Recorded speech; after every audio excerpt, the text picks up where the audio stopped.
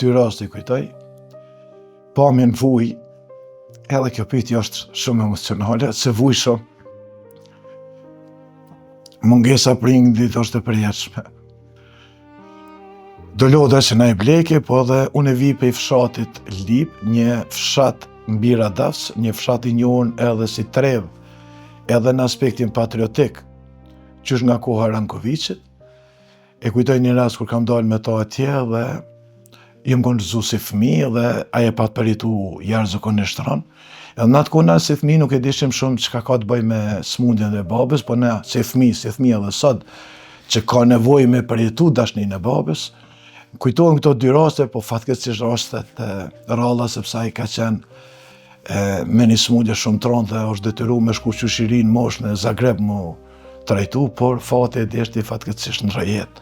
Dhe momentet e tilla të pakta mesin momente memorje, po edhe dhimbje se si fëmijë mo ki nevojë për afërsinë e babës, dashninë e babës. Përkundër asaj ne kemi pas një nanë dhe kemi një nanë heroin.